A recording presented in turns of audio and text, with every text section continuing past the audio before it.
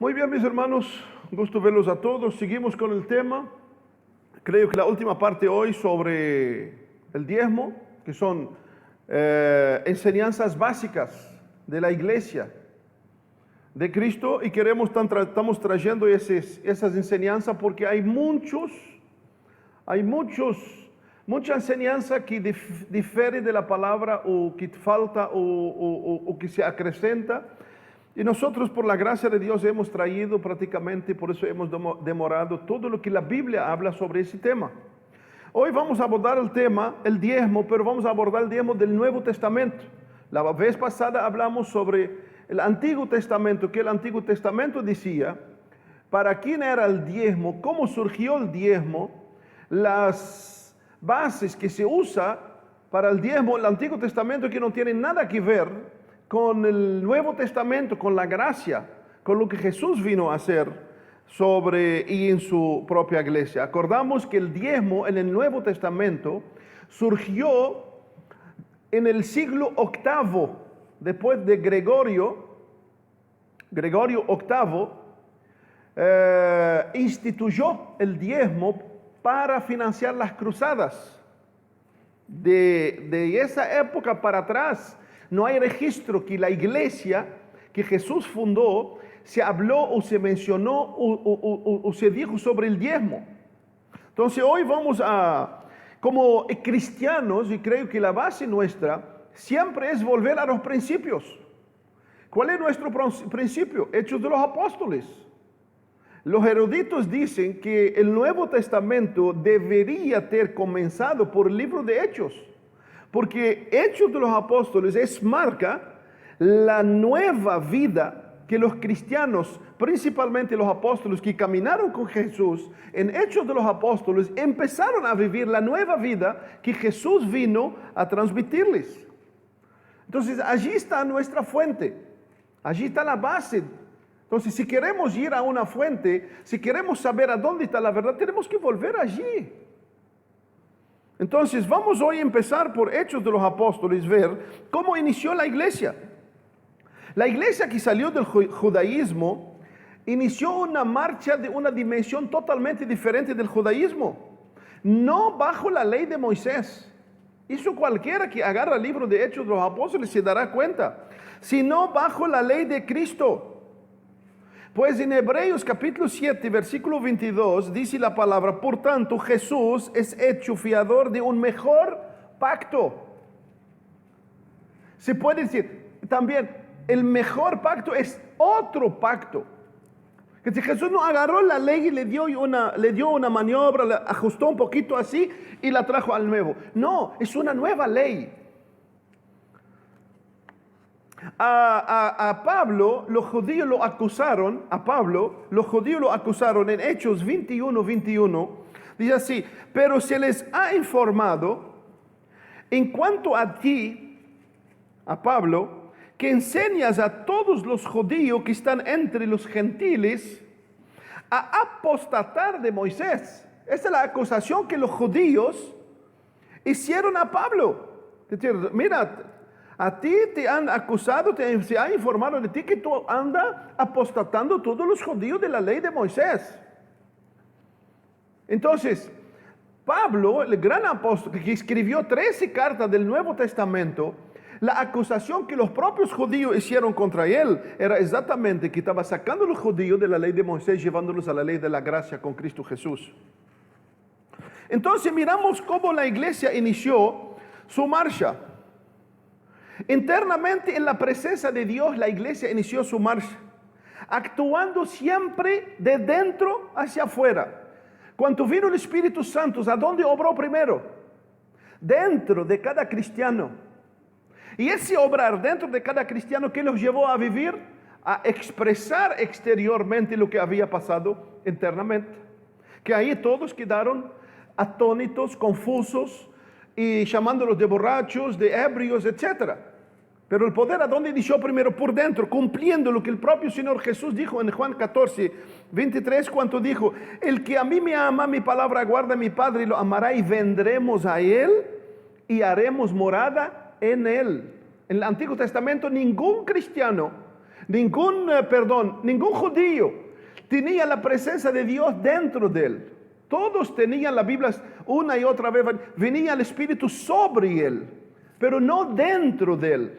Esa dimensión aconteció después de la muerte y resurrección de Jesús, cuando Jesús abrió otro camino, cuando el velo del templo se rasgó y cuando el hombre ya podía, como dice Hebreos, entrar al santuario de la gracia, al trono de la gracia, por el camino nuevo que es la sangre y la muerte de Jesucristo. Como Juan 7:38 dice, el que cree en mí, como dice las Escrituras, de su interior correrán ríos de agua viva. Y esto dijo el Espíritu, y esto dijo del Espíritu que había de recibir los que creyesen en él. El Espíritu que recibiesen los que creyesen en él. Entonces, de la iglesia, el Nuevo Testamento empezó en la dimensión de la presencia de Dios dentro del ser humano. La transformación interna del poder de Dios en una nueva vida, en una nueva caminada. Segundo, los cristianos empezaron a experimentar y vivir la promesa de Dios con un nuevo corazón. Con un nuevo corazón. Hebreos 8:10 dice, por lo cual, este es el pacto que haré con la casa de Israel después de aquellos días, dice el Señor. Pondré mis leyes en su mente de ellos y sobre su corazón las escribiré. Y seré a ellos por Dios y ellos me serán por pueblo. Al decir, nuevo pacto ha dado por viejo al primero, la ley. Y lo que se da por viejo se envejece y está próximo a desaparecer. Entonces, la ley, la iglesia inició con una nueva ley, con una nueva dimensión internamente dentro de la iglesia. La iglesia de los discípulos inició su marcha con alegría, con gozo, de ver al Señor resucitado. Después de tanta tristeza que tuvieron, que pensaron que terminó todo, vieron al Señor resucitado y se manifestó por 40 días en medio de ellos. Y 1 Corintios capítulo 15 dice, se manifestó a más de 500 hermanos. Y lo vieron cara a cara, comieron con él y bebieron con él. Y esta alegría que vieron inició una nueva revolución en sus vidas. No trabajaban. Estaban totalmente atónitos. Estaban con miedo de los judíos, porque acuérdense que los judíos habían dado orden de que todos los que manifestaban quién era Jesús iban a ser rechazados, iban presos. Y los discípulos, cuando vieron el poder de Dios, cuando recibieron la orden del Señor Jesús, quedaron todos reunidos en un mismo lugar, impactados por la gloria de Dios sobre sus propias vidas, impactados de lo que había cautivado sus corazones y desaparecido, ahora se levantó de en medio de los muertos, atravesando paredes, comía, bebía, mostraba las señales que tenía. Y esto no era poco. Esto es algo tremendo que impactó sus propias vidas. Por eso se juntaron y vivían juntos, nada más que ver con la ley de Moisés. Y en ese tiempo que anduvieron juntos, ningún lugar muestra que pensaron en el diezmo. Porque después de conocer la gracia de Dios y volver al diezmo es la cosa más miserable, más pobre y más desgraciada que una persona puede llegar. No pensaron en el diezmo, no hicieron sobrecitos entre ellos. Bueno, ve ahora cada uno cuánto ve sobrecitos. No hicieron una lista, bueno, vamos a ver cuántas personas acá, Luis, Camila, bueno, tal. Y ahora cada colaboración vamos a anotar de cada uno. Estas son cosas mundanas, carnal, que el Señor la aborrece. Jesús vino a traer una nueva vida, un nuevo corazón, una nueva conciencia para con Dios, una conexión directa entre nosotros y Dios. ¿Cómo vivían? Hechos capítulo 2, versículo 41. Vamos a empezar a ver cómo la iglesia vivió. Así que los que recibieron su palabra fueron bautizados. Y se añadieron aquel día como 3,000 personas. Y perseveraban en la doctrina de los apóstoles, en la comunión unos con otros, en el partimiento del pan y en las oraciones. Y sobrevino temor a toda persona, y muchas maravillas y señales eran hechas por los apóstoles. Todos los que habían creído estaban juntos y tenían en común todas las cosas. Y vendían sus propiedades y sus bienes y los repartían a todos según la necesidad de cada uno, y perseveraban unánimes cada día en el templo, y partiendo el pan en las casas, comían juntos con alegría y sencillez de corazón, alabando a Dios y teniendo favor con Dios, con todo el pueblo, y el Señor añadía cada día a la iglesia lo que había de ser salvos. Entonces, en ese contexto, muchos hoy quieren aplicarlo textualmente. Por eso digamos, el gran problema que tenemos hoy dentro del cristianismo es dos extremos. Unos quieren volver a la ley y otros quieren ir a una gracia que no es bíblica. Entonces uno dice, bueno, que hoy para agradar a Dios uno tiene que vender todo lo que tiene. No, eso no es el plan de Dios. Eso no es el modelo de Dios.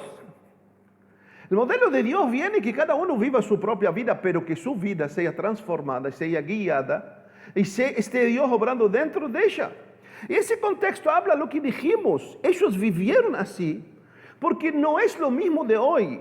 En la época de ellos, quien se decía cristiano, era exactamente que pasaba de un lado de la avenida para otro. Era totalmente rechazado por el judaísmo, era totalmente abandonado, era totalmente despreciado, prácticamente no podía ir a comprar, no podía estar con sus vecinos, era una vergüenza, porque el judío, o él era el perfecto, o todo el mundo era perro, era inmundo. Entonces, que alguien de su propia raza los traiciona, pisotea la ley de Moisés y todavía ir para algo opuesto, era la peor vergüenza para un judío. Es decir, un padre o una madre que tenga un hijo que se convirtiera al cristianismo, es lo que pasa hoy en los países musulmanes radicales. Su propia familia busca matarlo, en la mayoría de los casos. Su propia familia busca matarlo en la mayoría de los casos y creen que están haciendo un favor para Dios y limpiando su honor. Entonces, en esta época, así acontecía en Jerusalén. Por eso la iglesia se unió entre ellos. Es como que todos estaban abandonados y encontraron refugio entre ellos. Por eso tenían todas las cosas en común. Por eso comían juntos. Por eso si tenían un pedazo de pan, no corría uno, dice, la mitad mía y bueno, otra mitad para todos. No. Y seguro, por el contexto general del Nuevo Testamento, los propios apóstoles, los propios que fueron designados por el Señor la responsabilidad, pasaban con hambre para que los otros comieran, porque aprendieron del Señor Jesús. Entonces, ese es el contexto que vivían. Por eso vendían sus propiedades, por eso como eran rechazados y sabían que no tenemos más refugio en nuestra nación, entonces venían y se refugiaban. ¿Quién tenía un auto en aquella época? Un burro, un caballo, lo vendía y venía y para convivir juntos, para estar juntos. Porque en sus vidas lo que más marcaba era la presencia de Dios, era el servir a Dios, era el adorar a Dios. En Hebreos, miren que lo que estamos diciendo, cómo la Biblia lo comprueba. En Hebreos capítulo 10, versículo 32. En Hebreos 10, 32, dice así: pero traed a la memoria. Acuérdense que el libro de Hebreos fue escrito ¿para qué? Para los hebreos. Para los hebreos que habían conocido al Señor, estaban caminando con el Señor, pero muchos de ellos estaban siendo desanimados y tentados a volver al judaísmo. Y el escritor al hebreo viene a exhortarles, mostrarles que Jesús es mucho más de todo lo que es del Antiguo Testamento. Y acá en el capítulo 10 dice así: pero traed a la memoria los días pasados en los cuales, después de haber sido iluminados, sostuvisteis gran combate de padecimiento. Por una parte, ciertamente, con vituperios y tribulaciones fuisteis hechos espectáculo, y por otra llegasteis a ser compañeros de los que estaban en una situación semejante, porque de los presos también os compadecisteis, y el despojo de vuestros bienes sufristeis con gozo, sabiendo que tenéis en vosotros una mejor y perdurable herencia en los cielos. Aquí los hebreos están diciendo que cuando llegaron a Cristo, ustedes perdieron todo, ustedes fueron echados, ustedes fueron burlados, ustedes perdieron todo. Por eso entendieron y vivían lo que es la familia de la fe. Lo que Dios pide de nosotros hoy, no vender todo lo que tiene y traerlo, sino que podamos vivir en este mismo corazón, en esta misma comunión, en este mismo celo, en este mismo cuidado que tenemos que tener.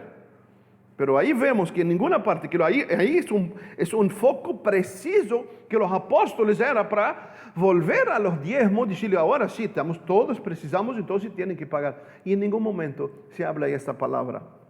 Entonces, el que se convertía, se entregaba totalmente, se amalgaba y entendía que ya soy parte de esta familia. Se entendía que ya soy parte de esta familia. Era una renuncia religiosa, abandono totalmente del judaísmo, de la religión. Era una renuncia familiar, rechazo y vergüenza y abandono. Y era una renuncia personal, una identificación plena con el cuerpo de Cristo que estaba presente en Jerusalén. Esto es lo que pasaba entre ellos. Entonces en Hechos capítulo 4, avanzamos un poquito. Hechos capítulo 4, versículo 32.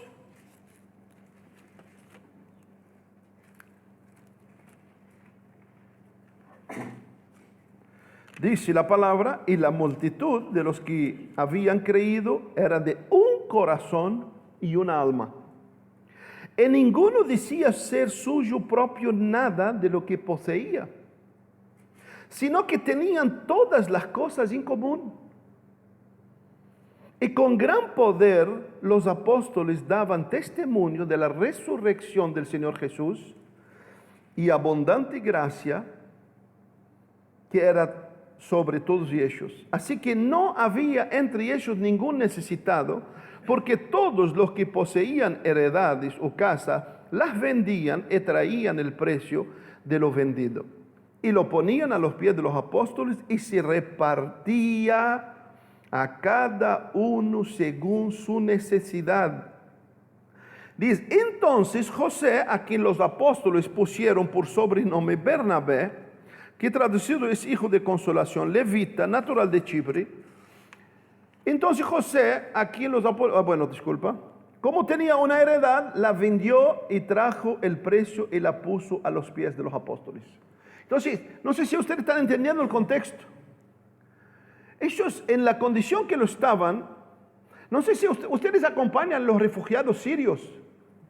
¿Ustedes tienen noción de qué estoy hablando? Los refugiados sirios, que por la guerra fueron millones y millones, despojaron de sus países. En mi país, por ejemplo, hay 1 millón de sirios viven en unas carpas. Perdieron todo, perdieron casa, todo. Ellos más o menos viven. Los cristianos de aquella época vivían más o menos como esto. El sirio que fue con un auto, ¿sabe lo que están haciendo hoy? Tuvo que vender su auto y comer él, su hermano, su tío, su primo, para sobrevivir. Para sobrevivir.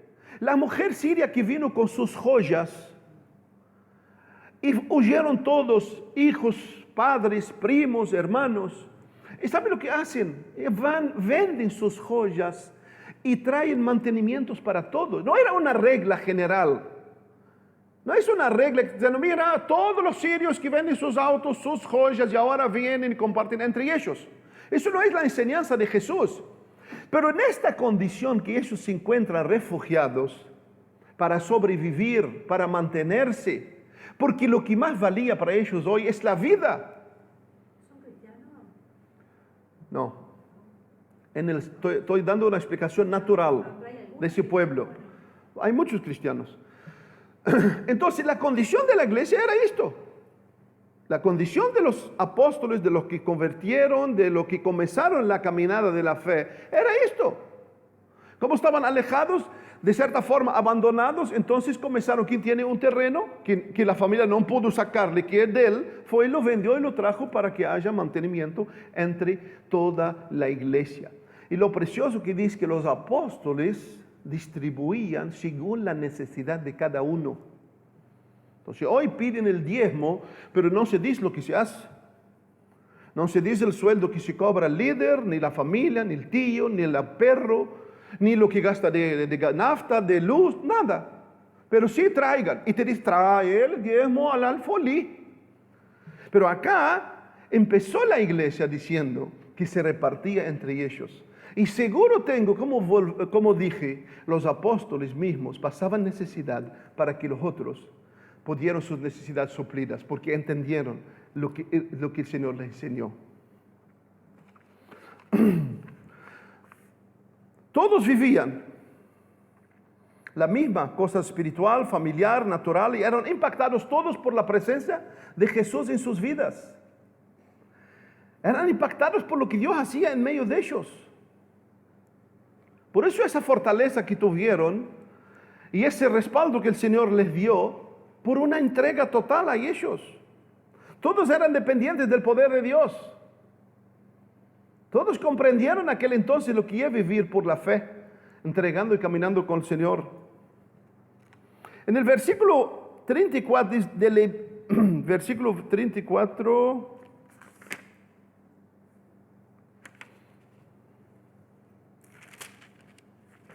el versículo 34, 4:34. Así que no había entre ellos ningún necesitado.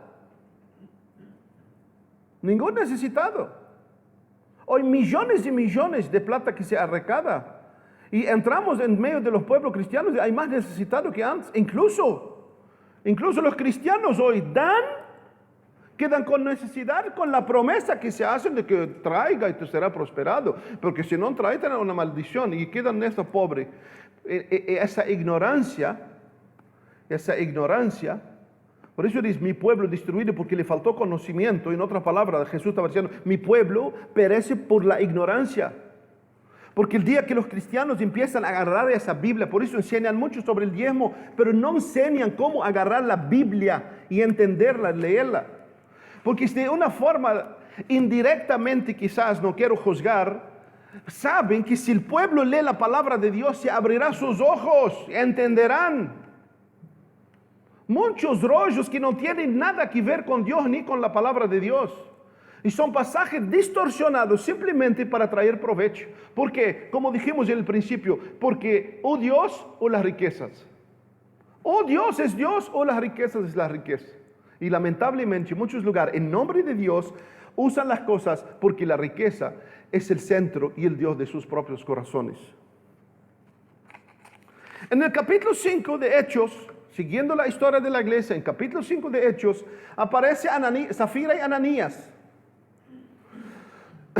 Viendo Zafira y Ananías en esta convivencia familiar, vieron que Barnabé tenía un campo, vendió y lo trajo a los apóstoles. Ellos decidieron vender una heredad. Vendieron, digamos, una casa y combinaron entre ellos. Ese es el contexto. Eso es el contexto, ustedes pueden leerlo después en casa. Ese es el contexto. Ananías y Zafira dijeron así, bueno, hay uno está vendiendo las casas y trae toda la plata. Y las transacciones se hacen allí. Y bueno, vendemos, pero no es necesario dar toda la plata. Vamos a decir que vendemos la propiedad, pero vamos a sacar la mitad. Y va Ananías a Pedro y le dice a Pedro, yo vendí la casa que tenía ahí con la costanera y te traje toda la plata. Y Pedro, con discernimiento del Espíritu de Dios, le dijo, Ananías, ¿por qué llenó Satanás tu corazón? Está en versículo 3.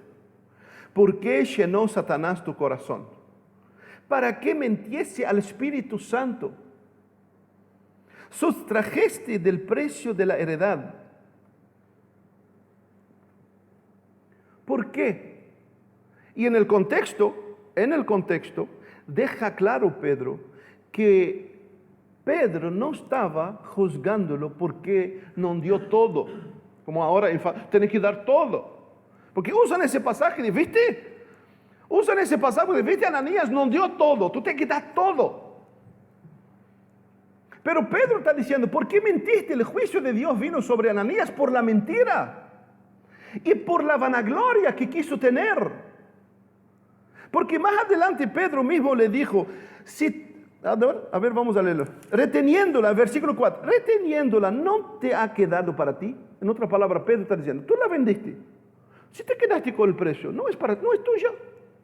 ¿Quién te obligó a traer? Y vendida, no está en tu poder la plata. Pedro estaba diciéndole, tú la vendiste y es tuya.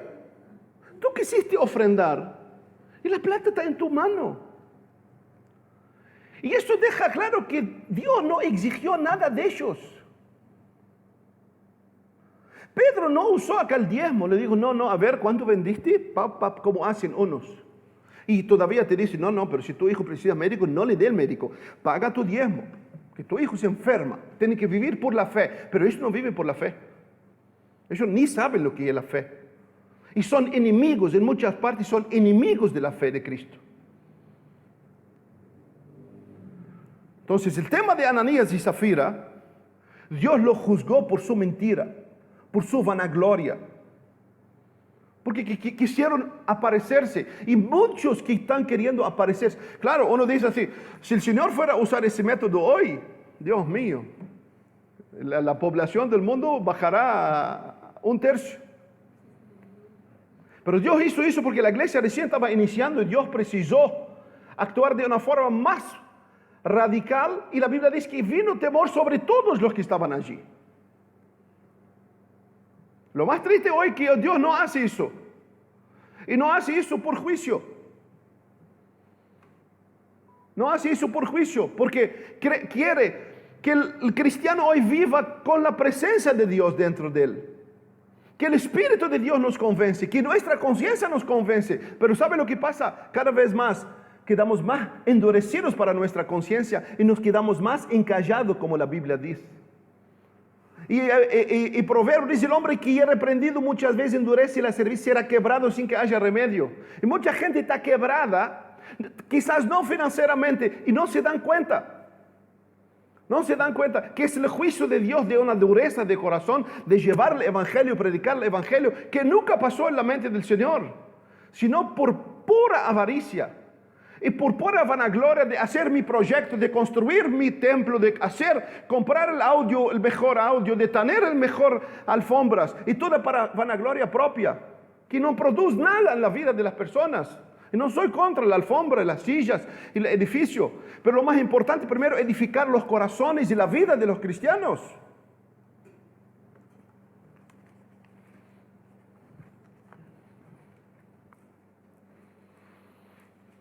En Hechos capítulo 11, seguimos más adelante. Hechos capítulo 11. En aquellos días unos profetas descendieron de Jerusalén a Antioquía, y levantándose uno de ellos, llamando Ágabo, daba 11:27. ¿Qué dije yo? 11:27, perdón. Y levantándose uno de ellos, llamando Ágabo, daba a entender por el Espíritu que tendría una gran hambre en toda la tierra habitada, la cual sucedió en tiempo de Claudio.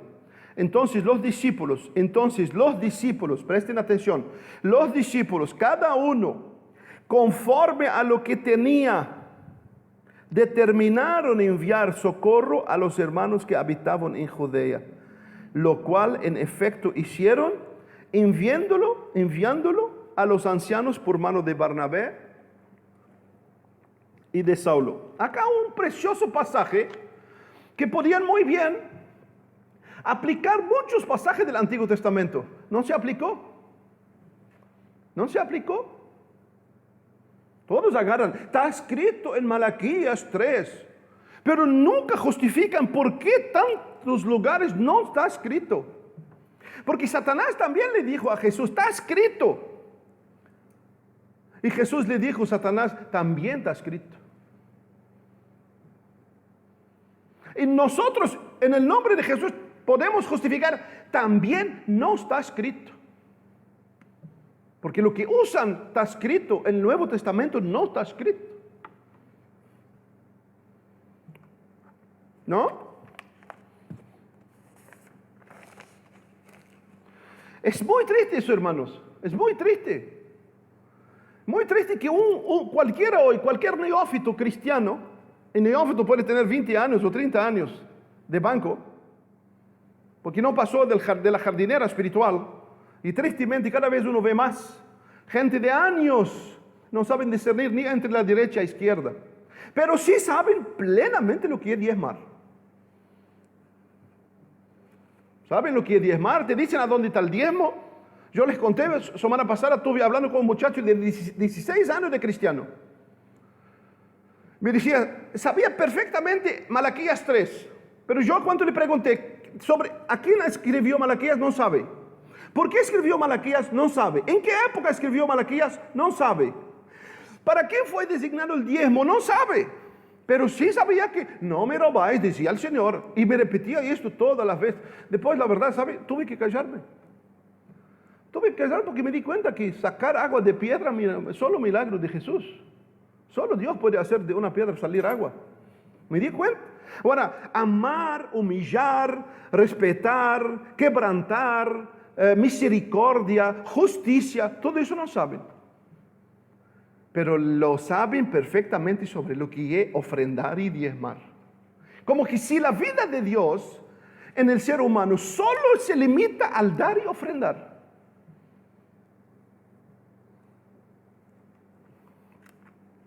Bueno, seguimos la realidad de Hechos. En Hechos 18:1, vemos ahora al apóstol Pablo cómo se arreglaba.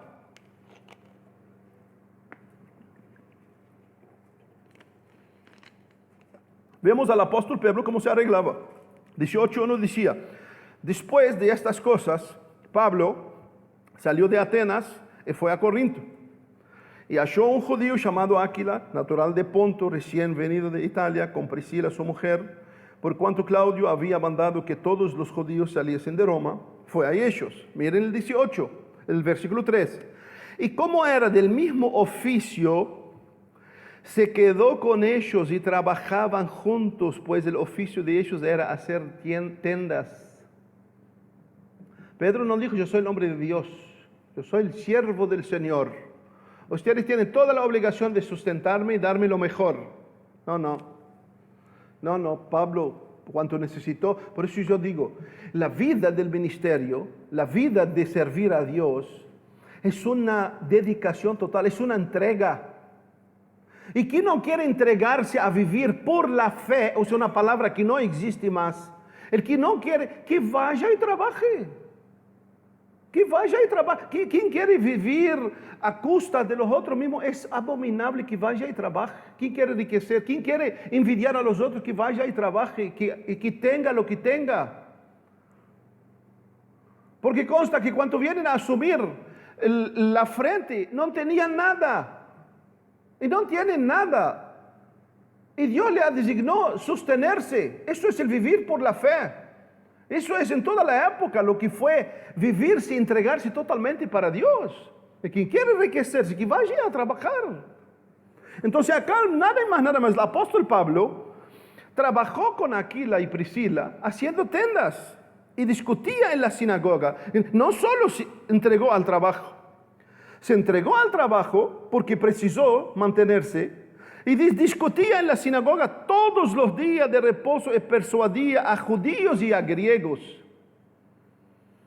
Y cuando Silas y Timoteo vinieron de Macedonia, Pablo estaba entregado por entero a la predicación de la palabra, testificando a los judíos que Jesús era Cristo. Es decir, Pablo no se debilitó en la fe, fue a hacer tendas. Porque muchos creen que debilidad de la fe, dejar ministerio para trabajar. Un ministerio por la fe o el trabajo, pero quieren vivir por la fe lo que los otros viven trabajando y transpirando y esforzando.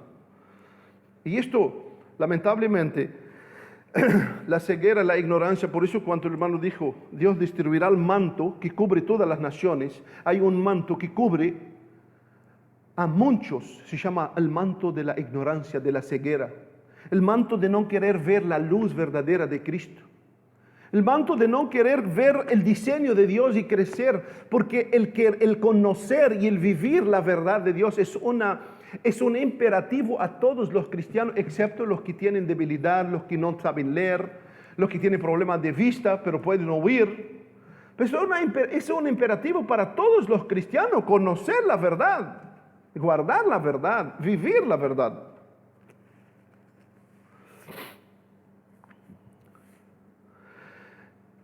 En el versículo 13 vuelven a hacerle la misma acusación a Pablo.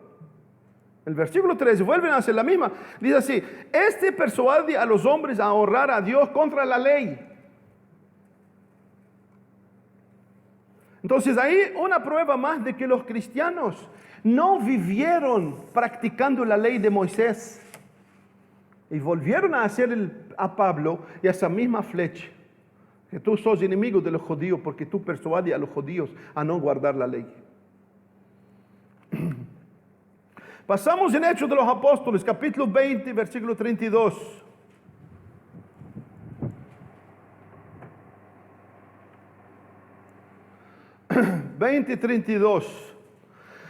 Y ahora, hermanos, Pablo hablando: os encomiendo a Dios y a la palabra de su gracia, que tiene poder para sobreedificaros y daros herencia con todos los santificados. Miren solo Pablo, miren el apóstol Pablo.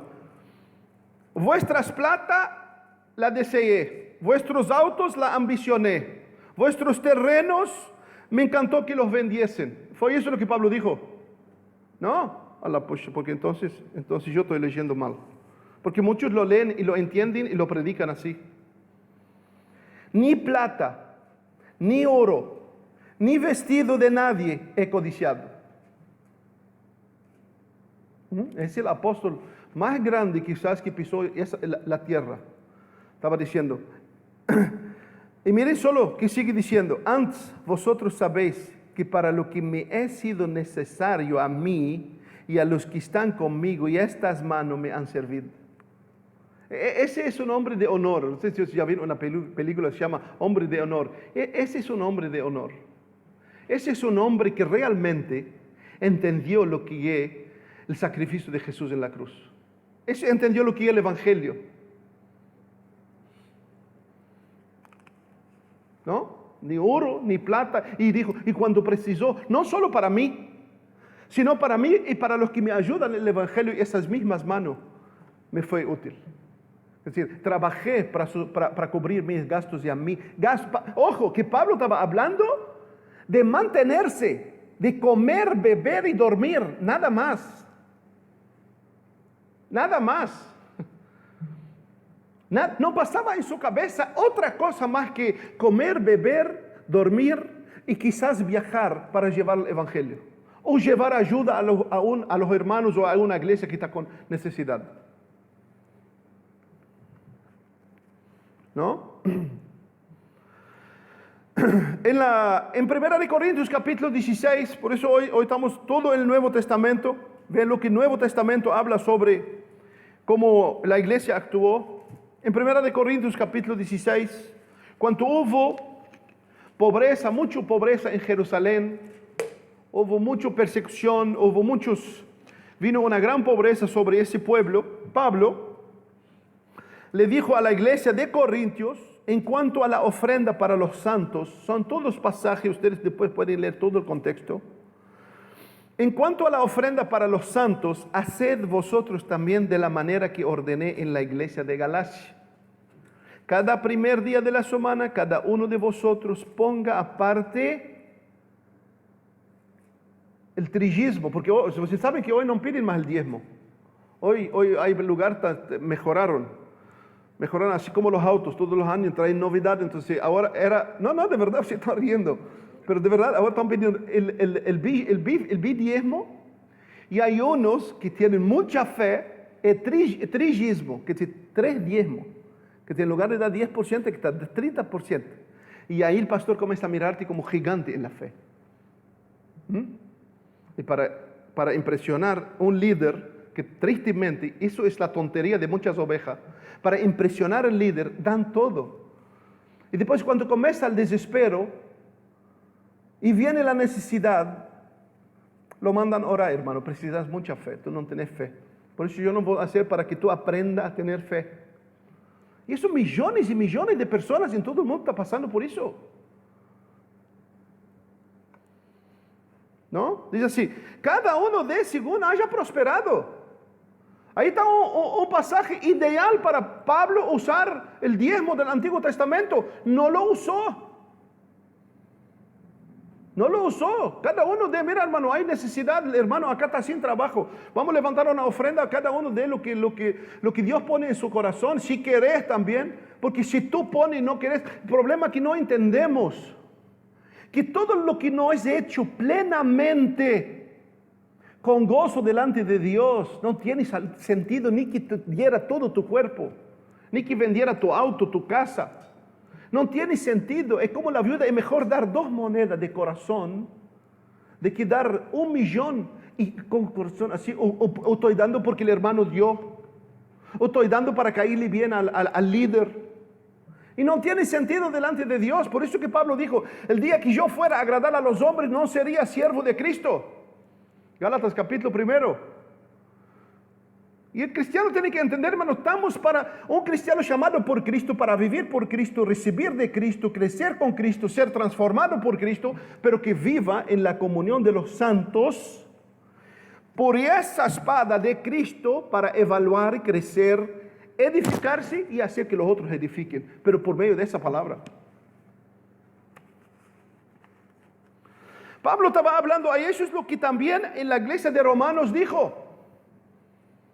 Romanos 15:25, sobre la necesidad que los santos en Jerusalén estaban pasando.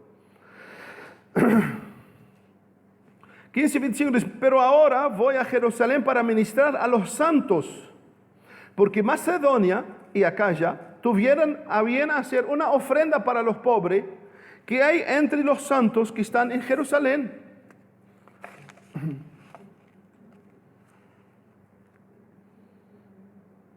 Entonces, lo mismo pasó necesidad y Pablo pidió ayuda para la iglesia de Corintios, para la iglesia de Romanos, para los hermanos que estaban en Jerusalén, en Israel. No usó ni un pasaje diezmo, no puso ni un porcentaje, dejó a la conciencia plena de ellos. En 2 de Corintios capítulo 9, en 2 de Corintios capítulo 9, versículo 1.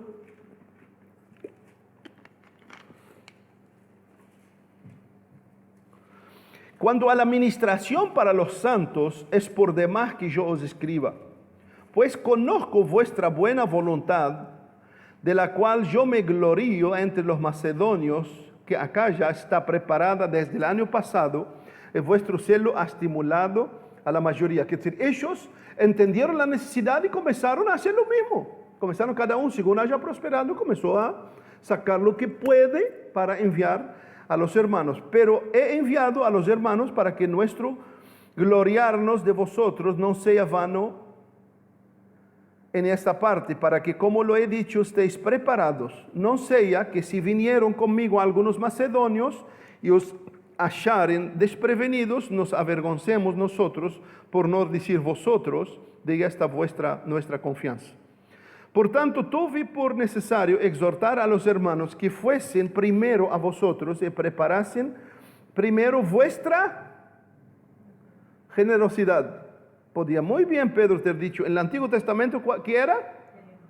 En el Antiguo Testamento, ¿cómo se dice eso? Esa palabra en el Antiguo Testamento tenía que ser vuestra obligación. ¿Por qué? Porque la ley estaba encima de ti. ¿Vieron la diferencia? Lo que Pablo le escribió a personas que ya estaban transformados por dentro. En el Antiguo Testamento no importa si está transformado o no, esa es la ley. Pagá o niácate. Vuestra generosidad, versículo 5, antes prometida para que esté lista como de generosidad y no como de exigencia nuestra. ¿Se está entendiendo, no? El contexto de Pablo lo trató a hijos de él en la fe. Le dijo, van a unos hermanos a levantar esa. Entonces, pero ustedes júntanla para que cuando ellos lleguen, no tenemos, quer dizer, no pasa, no que haya, pero que esté pronta para que ellos, y le digo así, vuestra generosidad, no nuestra exigencia. Que podía muy bien, son hijos de Él en la fe. Pero digo, por eso digo, el que siembra escasamente segará. Es un principio que Pablo está diciendo. Y el que siembra generosamente segará. Cada uno de como propuso en su corazón.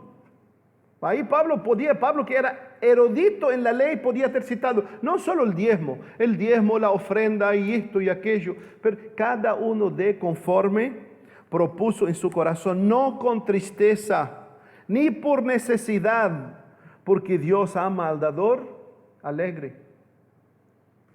Si usamos solo ese versículo ya podemos, pero vamos a sacar toda la amplitud que está en la palabra. Y esto no precisamos explicarlo, porque ya está explicado en sí mismo. Por sí mismo. Pasamos a Filipenses. Pablo habla de esta iglesia en Filipenses 4:15. Por eso dejo a Dios y a vuestra pasión por la palabra, de poder en casa evaluar cada texto en su contexto. Porque si evaluamos cada texto en su contexto acá, llevaremos el año entero para abordar ese tema. Entonces ese tema fue, ¿cómo dice? Lo comprimí lo más posible para que no pasamos mucho tiempo con el mismo tema. A la iglesia de Filipenses, y a esa iglesia que Pablo le escribe, dice así, 4:15, sabéis también vosotros, oh Filipenses, que al principio de la predicación del Evangelio, cuando partí de Macedonia, ninguna iglesia participó conmigo en razón de dar y recibir, sino vosotros solos. Y saben, miren el valor de un hombre de Dios. Y Pablo no paró, escribió una iglesia para Macedonia, o no murmuró para la iglesia de Macedonia, diciendo como algunos hacen, y avergonzan el evangelio que dicen que predican, decir, fulano no diezma, Beltrano no diezma. Simplemente Pablo dijo, yo salí por la fe, me llamó a él y me cautivó. Y su amor por mí me cautivó tanto que perdí toda la gana de vivir. Pablo dijo, hasta todo lo tengo por basura, por conocimiento de Cristo mi Señor. Todo lo tengo por basura. Y dijo, cuando salí a hacer la obra en las iglesias de Macedonia, ninguno me dijo, hermano Pablo, vaya, no te preocupes que nosotros vamos a mantener tu sostén. No. Y no es por eso que Pablo paró y le dijo, herejes, sin amor, no conocieron al Evangelio. Lamentablemente muchos usan esto justo para mandar el mensaje. De fulano no diezma, pero yo diezmo. Y indirectamente está pidiendo a la platea de que diezman. Porque si ustedes diezman, yo me beneficio más. Lamentablemente.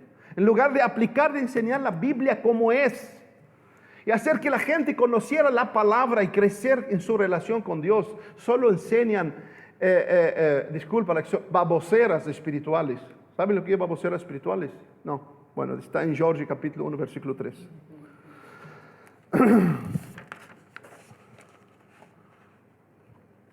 Entonces Pablo los elogiaba como ellos solo entendieron, maduraron en la fe y entender ese hermano que vive para eso entregado.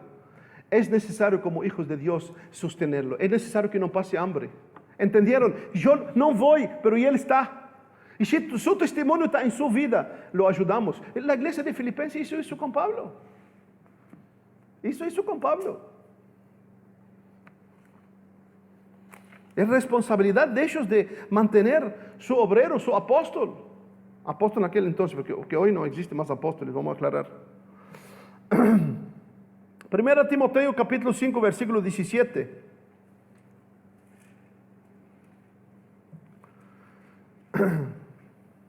Los ancianos, acá en ese capítulo aparecen dos palabras ancianos, por las dudas. En ese capítulo aparecen dos palabras ancianos. Una, anciano de edad. la que viene anterior. Acá en ese pasaje, anciano es los que están metidos en la obra, los que están entregados en la obra, los presbiteros, los que cuidan, los que vigilan.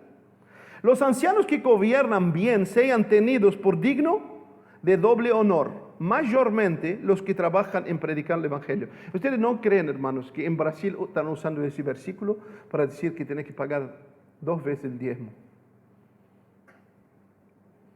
No, ustedes no imaginan. Lo más triste que a veces los propios líderes predican ese pasaje para ellos mismos. Para ellos mismos. Tantas cosas que tienen para predicar, para enseñar, usan ese versículo para...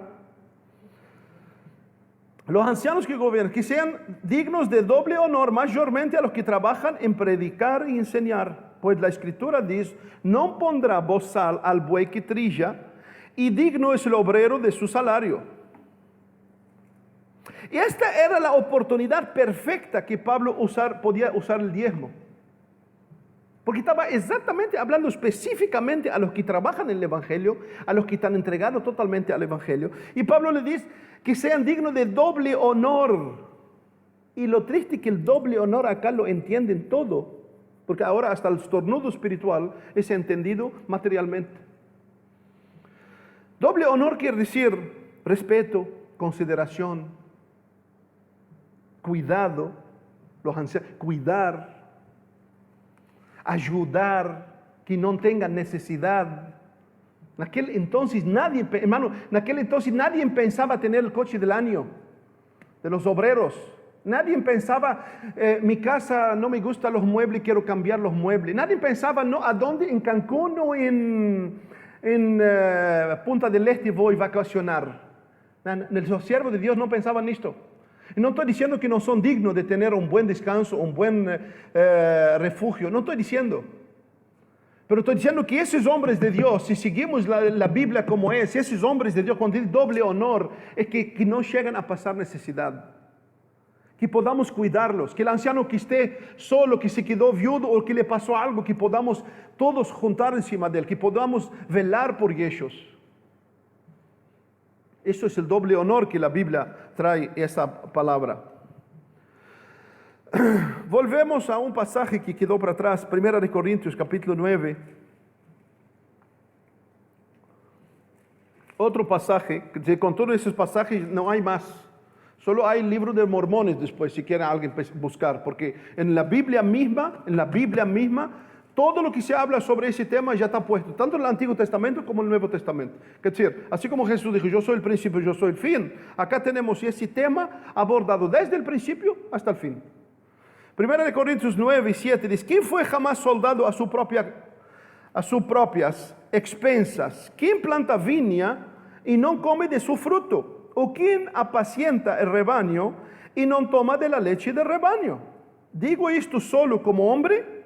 ¿No dice esto también la ley? Porque en la ley de Moisés está escrito, no pondrás bozal al buey que trilla. ¿Tiene Dios cuidado de los bueyes? A lo que dice enteramente por nosotros, pues por nosotros se escribió, porque como esperanza debe arar el que ara y el que trilla con esperanza de recibir el fruto. Si nosotros sembramos entre vosotros lo espiritual, es gran cosa si segaremos de vosotros lo material. Y acá Pablo exactamente menciona la necesidad del compromiso como cristianos y el velar como cristianos. Y él simplemente repite lo que Deuteronomio capítulo 25:4 dice. Pero en ningún momento Pablo habla del diezmo. Pablo cita Deuteronomio 25:4, pero no cita en ningún momento el diezmo. Lleva al cristiano a una madurez, a una conciencia, al sentido común, porque hay cosas que tienen sentido común. Hermano, digamos así, hermano, vamos a hacer una chorizada acá. Se entiende que el sentido común, el hermano dice, hermano, ¿qué traigo yo? Todos los chorizos. Se entiende el sentido común, hermano. Hermano, yo traigo un refresco. Sería el caos si alguien llega de mano vacía y quizás puede haber, y que por todos será justificado, porque sabe que su necesidad no permite, su condición no permite. Y puede venir claramente a comer. Y la asamblea que conozca a alguien en esa condición, es decir, podemos enseñar de que cuando no podés, como Pablo dijo, cuando no podés colaborar por tu condición material, podés venir a ayudar a servir. Ese es el sentido común. Mira, hermano, yo no puedo traer, pero yo vengo a prender el fuego. Eso es el sentido común. Pero el cristiano tiene que ir más allá del sentido común. Es decir, hay cosas que lamentablemente, hermano, estamos más allá, más lejos del sentido común. La persona va, come y todo. Muchos quizás ni te dicen gracias, porque somos devedores. Gente, hermano, no precisamos volver al modelo bíblico, sino tenemos que volver a enseñar a mucha gente el sentido común del vivir, el sentido común de la educación, del vivir entre grupos. ¿No? Solo que lamentablemente esto ya fue para otro lado. Ahora te exhiben el diezmo, las ofrendas, todo, y todavía, si hay una fiesta, traiga. Si tenemos un cumple, traiga. Entonces hoy todo trae. Por eso lo que en el principio cuando dijimos, cuando alguien habla de iglesia, la mayoría afuera, ¿qué piensa? Plata, dinero. Y no porque la gente es avarienta, sino dentro del altar, en nombre de Dios, están mostrando y están levantando la bandera de avaricia más alta que el verdadero evangelio de Cristo. Y gracias a Dios que el Señor de antemano nos avisó que en los últimos tiempos eso sucederá.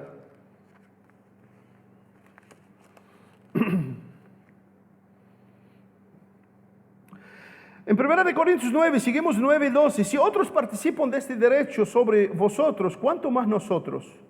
Pero no hemos usado de este derecho, sino que lo soportamos todo por no poner ningún obstáculo al evangelio de Cristo. Pablo estaba diciéndole si yo vivo dedicado totalmente para ustedes, Pablo está diciendo a la iglesia de Corintios, es lo más normal que ustedes me den el sustento para poder vivir. Porque ¿quién planta usó el sentido común? ¿Quién planta una viña no come de eso? No come. No enriquece. No come. Y Pablo dijo acá, pero no hemos usado este derecho. Es decir, aunque puedo usar ese derecho, no he usado ese derecho. ¿Y sabe por qué? Porque era un hombre espiritual.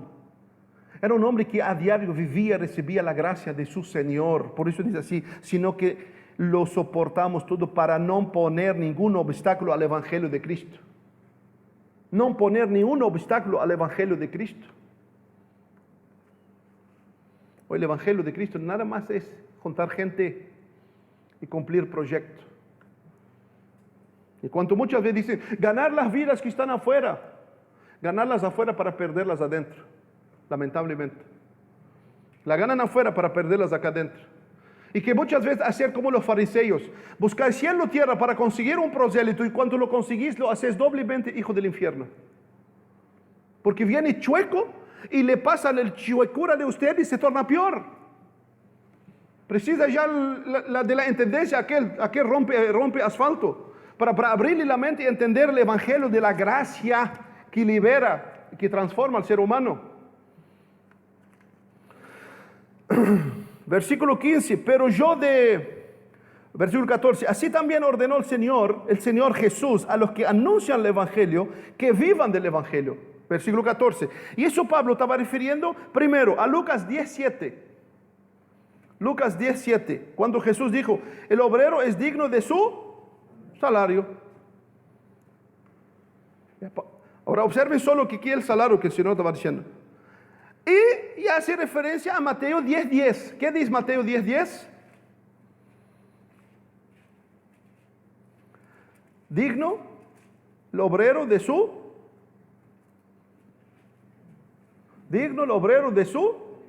alimento. Digno el obrero de su alimento. Porque en ese entonces de las Escrituras, los obreros solo pensaban, de cierta forma, sobrevivir. Por eso que Pablo a Timoteo dice, ¿teniendo qué? Teniendo abrigo a donde reclinar la cabeza y techo, estemos satisfechos con eso. Estemos satisfechos con esto. Primera de Corintios 15, pero yo de nada de esto me he aprovechado, ni tampoco he escrito, y esto para que se haga así conmigo. 9, Primera de Corintios 9, seguimos el 9. Pero yo de nada de esto me he aprovechado, ni tampoco he escrito esto para que se haga así conmigo. Es decir, Pablo diciendo, mira, no estoy hablando para que ustedes me levanten y me carguen. Porque prefiero morir antes que nadie desvanezca esta mi gloria. Qué tremendo. Qué tremendo. Por eso que cuando llegó al fin dijo, combatí el buen combate, acabé de la carrera, ya sé lo que me espera. Porque ese hombre entendió que como cristiano era vivir en la tierra con los ojos del cielo. Por eso escribió en Colosenses capítulo 3, si resucitaste con Cristo, busca las cosas que son de arriba, a donde Cristo está sentado. Pone la mira en las cosas de arriba. Y un cristiano, por más que trabaje, que viva, que todo, su mirada interior está arriba. Y si tu mirada está arriba, todo terrenalmente cambia. ¿Por qué? Porque tu Señor es Dios, no el dinero. El 16 dice, pues si anuncio el evangelio no tengo por qué gloriarme, así como muchos y muchos se glorían porque anuncian el evangelio y porque suben a hablar una hora tanta estupidez, se glorían tantos y todavía fin de año, muchos lugares, por ejemplo, culto de acción de gracia por la vida del pastor. Está San Juan. Es verdad, culto de acción de gracia por la vida del pastor. ¿Ah? Lo ponen ahí arriba, ahí. Solo falta, reclamamos de los católicos con todo respeto de que ponen María y la cargan. A muchos pastores solo falta hacer eso. Lo hacen, indirectamente lo hacen.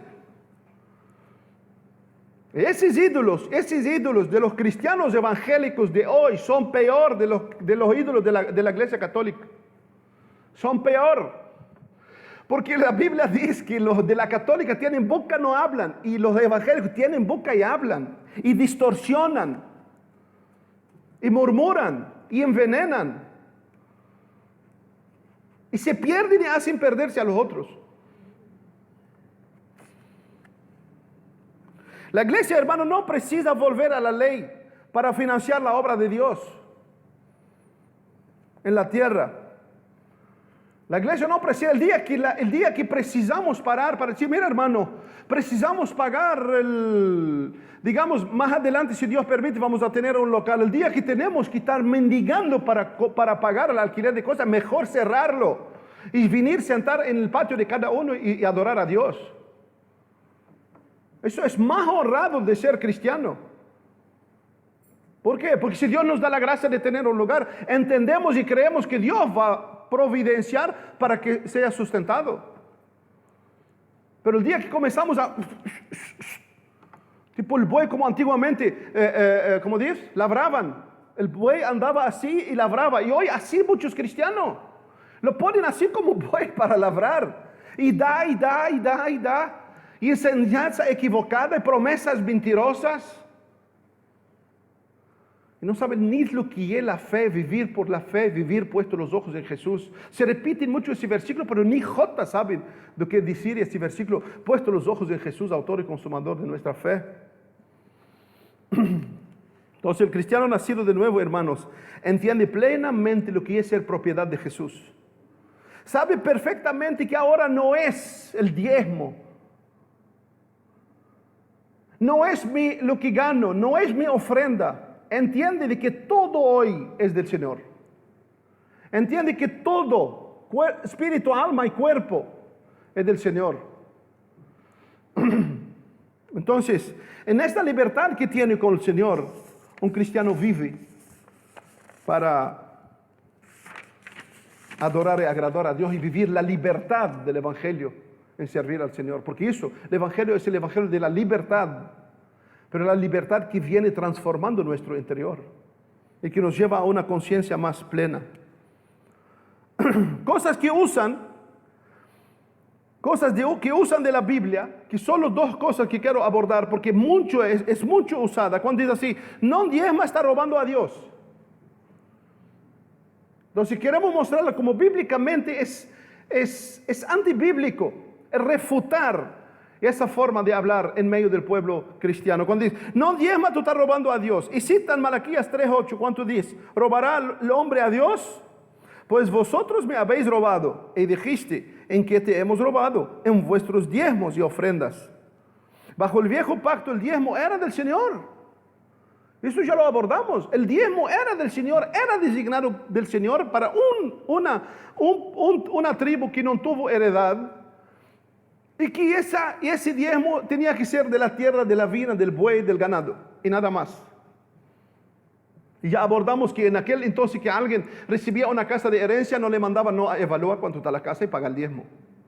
No podía recibir. En aquel entonces no podía recibir a alguien que era inmundo. Un extranjero no podía venir a diezmar. Hoy pueden diezmar unos que juegan en la quiniela, traen del casino, reciben del gordo del fin del año, pero ofrenda, y todavía lo bendicen en nombre del Señor.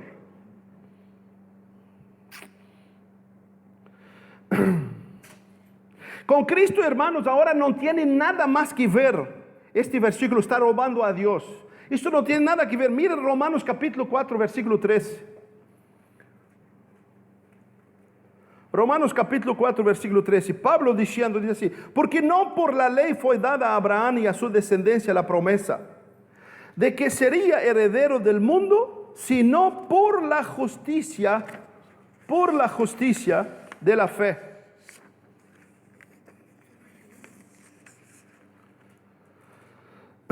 Por la justicia de la fe. Y complementa esto Gálatas capítulo 3, versículo 16.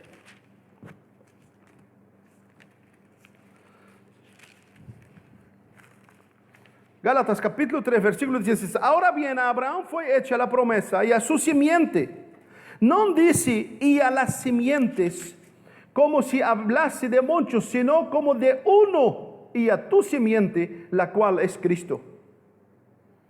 Y a tu semente, la cual es Cristo.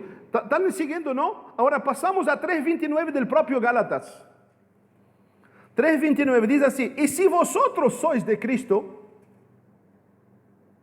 ciertamente linaje de Abraham sois y herederos según la promesa, no según la ley. ¿Entendieron? Herederos según la promesa, no según la ley. Pablo, 1 Corintios capítulo 3, versículo 21-23.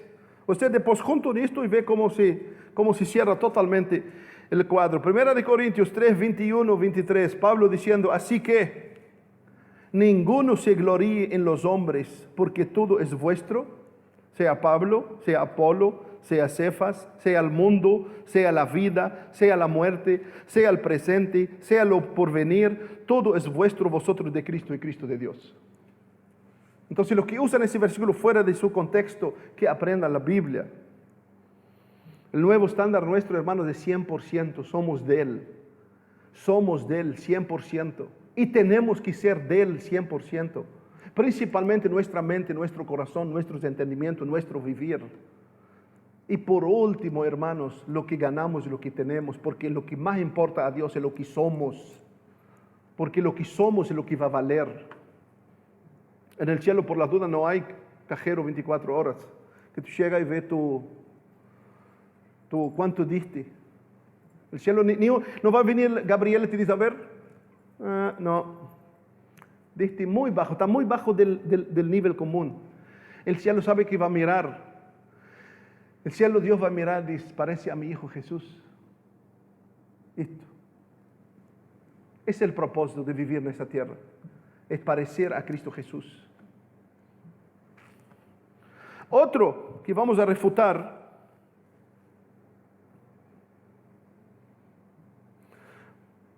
Lucas 14:33, siguiendo a lo que estamos diciendo, así pues cualquiera de vosotros que no renuncie a todo lo que posee no puede ser mi discípulo.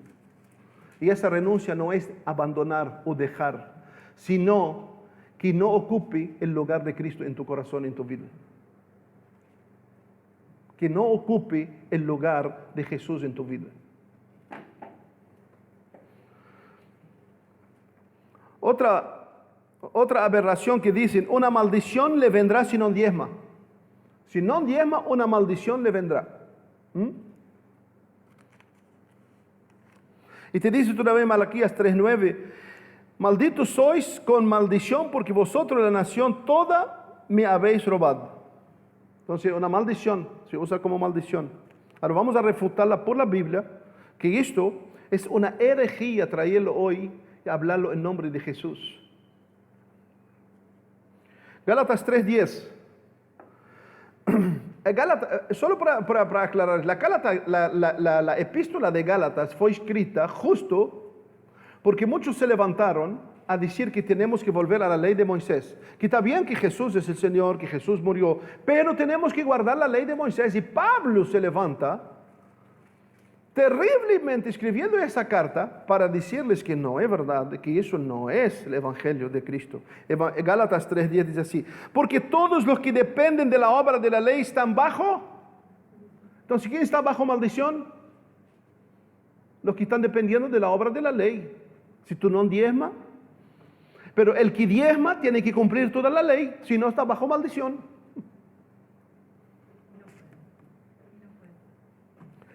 Porque todos los que dependen de la obra de la ley están bajo maldición, pues escrito está: maldito todo aquel que no permaneciere en todas las cosas escritas en el libro de la ley para hacerla.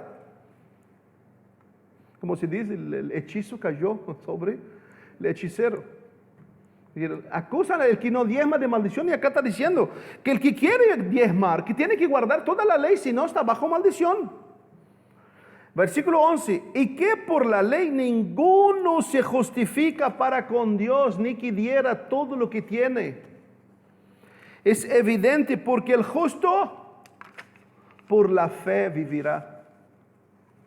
El justo por la fe vivirá. Y no solo para la enfermedad, sino para todo. Para todo, hermanos, principalmente el trabajo. Principalmente ahora está esa idea, hermanos, si somos fieles en la plata, Dios bendiga nuestro trabajo, Dios bendiga nuestro... Y es verdad que Dios bendiga, pero puede que sea un cristiano fiel que pierda el trabajo.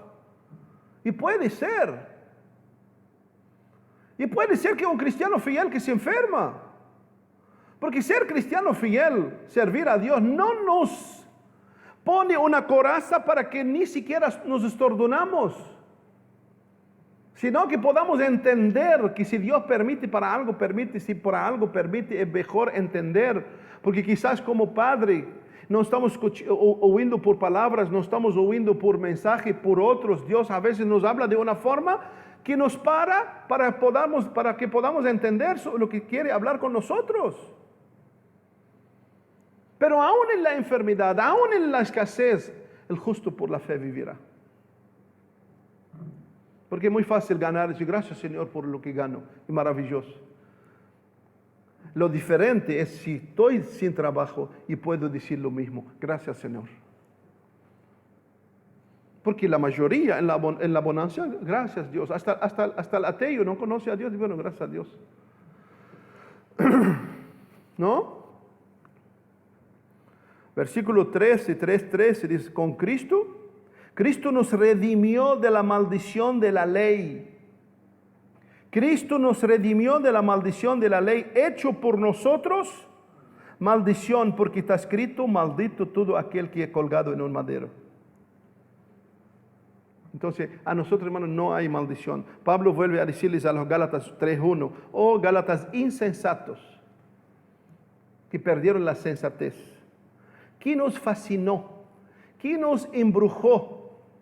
La palabra embrujó, porque es una embrujada hoy, lamentablemente. Y sabemos que el espíritu maligno viene exactamente para distorsionar siempre el hombre del camino correcto de Dios. Satanás viene siempre a distorsionar, no importa. No importa que tú pones la Biblia más grande, por tener 10 títulos de teología, no importa. Lo importante es que te distorsiona del propósito de Dios. Usa lo que es legítimo, verdadero, para ponerte como esclavo. En esta esclavitud, hoy vemos una casta que antiguamente eran admirados por sus entregas de fe, totalmente a la obra de Dios, y hoy están entregados que hoy hasta cualquiera en la calle dice: ¿qué tú vas a hacer, pastor? ¿Por qué? Porque mira cómo son. Oye, hermano, no es una burla, esa es una realidad. Y no generalizo. Por supuesto que están los hombres de Dios fieles, como Pablo, prefieren morir de que alguien le roba la gloria espiritual, la verdad que enseñan. Por supuesto que están los hombres de Dios. Por supuesto que hay los 7,000 que no doblaron sus rodillas en todas las épocas. Y por supuesto, no estoy generalizando, pero en la mayoría de las veces hoy por donde hablas, prende enlace y solo vas a ver lo que escucha, lo que ve. Prende. Están hechizados, hermanos. Están hechizados que van y ven y no disciernen lo que ven. Leen y no interpretan lo que está puesto. Están hechizados. Y dice, ¿quién os hechizó para no obedecer a la verdad? Y le hace una pregunta a vosotros en cuyos ojos Jesucristo fue presentado claramente entre vosotros como crucificado. Esto solo quiero saber de vosotros. ¿Recibiste el Espíritu por las obras de la ley o por lo oír con fe? Y acá todos nosotros acá, cuando el Señor entró en su vida, el Señor vino acá mostrándote el diezmo es por gracia en la cruz, pero el diezmo es mentira, hermanos. Lo hacen tan barato la sangre de Jesús y el sacrificio de Jesús. Tan necios sos, versículo 3, habiendo comenzado por el Espíritu, ahora vos van a acabar con la carne. Y la carne, hermano, has hecho un desecho. Gálatas capítulo 5, versículo 4, termino esa parte y dice así: de Cristo os desligasteis, lo que por la ley os justificáis, de la gracia han caído. Entonces lo que se ve afuera, hermano, es exactamente el efecto de que han caído de la gracia. Lo que se ve afuera es el resultado de no vivir en la gracia.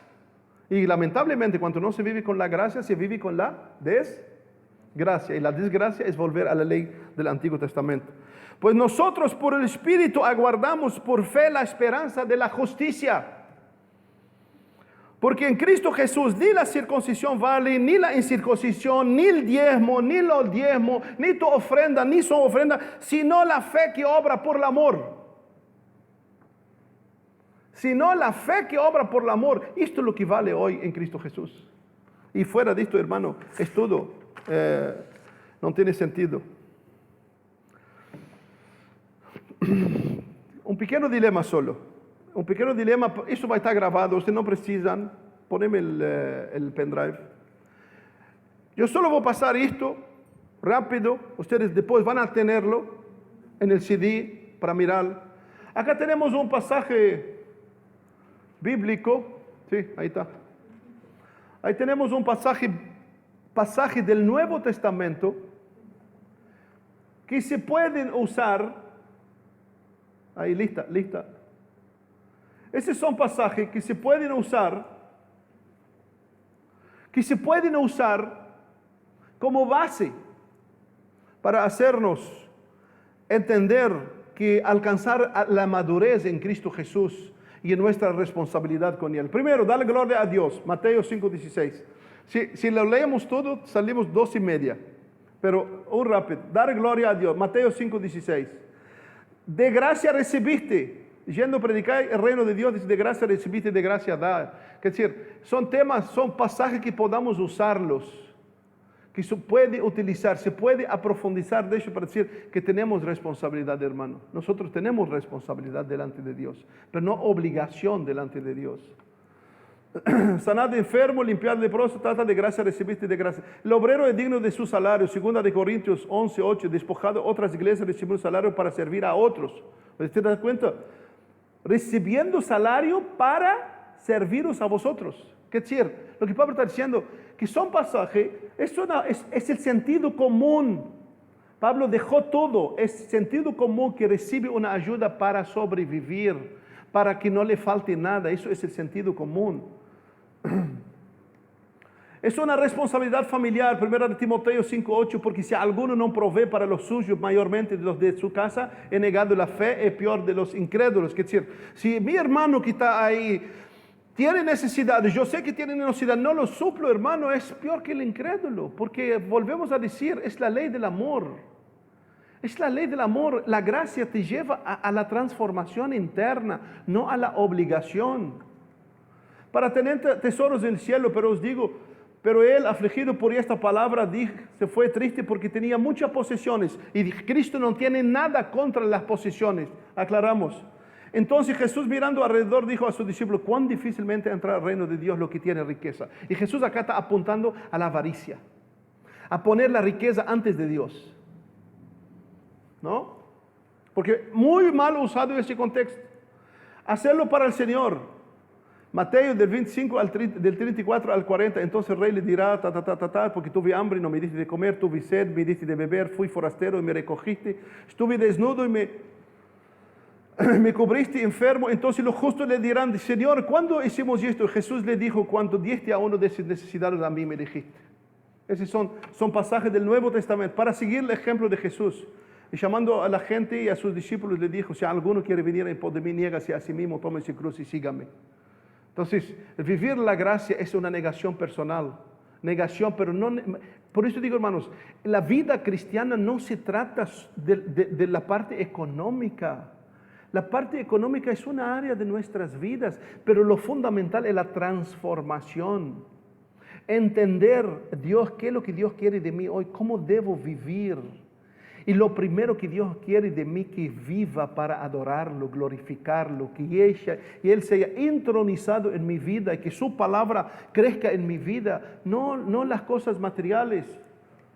Para obedecer al Evangelio, 2 Corintios 9, 12, 9 y 13, para tener un corazón limpio de la avaricia, es muy importante. Y yo entiendo, mira, yo personalmente, la primera vez que entendí que lo único que Dios quiere de mi vida a ofrendar es liberar mi corazón de la codicia.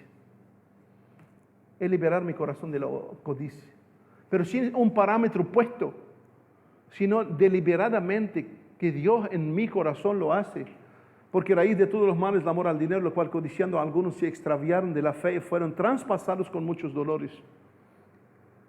Para promover el reino de Dios, y esto no precisa ni hablar. Y él le dijo: de cierto, que no hay nadie que haya dejado casa, padre, hermanos, mujer y hijos por reino y no recibirá 100 veces tanto en esta vida como en la futura.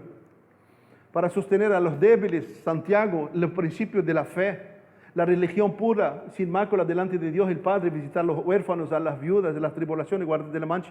Después dice: si mi hermano tiene hambre o está caído en el piso, yo le digo: Dios te bendiga, voy a orar por ti, no lo levanto. Hermano, mi fe no vale nada. Porque la fe sin las obras está muerta. Que si digo verdaderamente, tengo la fe y he entendido y estoy caminando con el Señor, esa fe tiene que producir el fruto que está dentro. Y es más bienaventurado dar que recibir. Es una respuesta a la gracia de Dios. 1 Corintios capítulo 6, 16, 1, 2, 3. Cómo se propone en el corazón, cada uno dé como propuso en su corazón, no con tristeza ni con necesidad, porque Dios ama al dador alegre, atesorando para la vida eterna, atesorando para ti buen fundamento para lo porvenir que echa en mano de la vida eterna. Es decir, es lo más importante, cuando ya tenemos la mirada en allá, hermanos, todo lo que se hace es para allá, es pura allá, ya no es más para acá. Y acá creo que terminamos.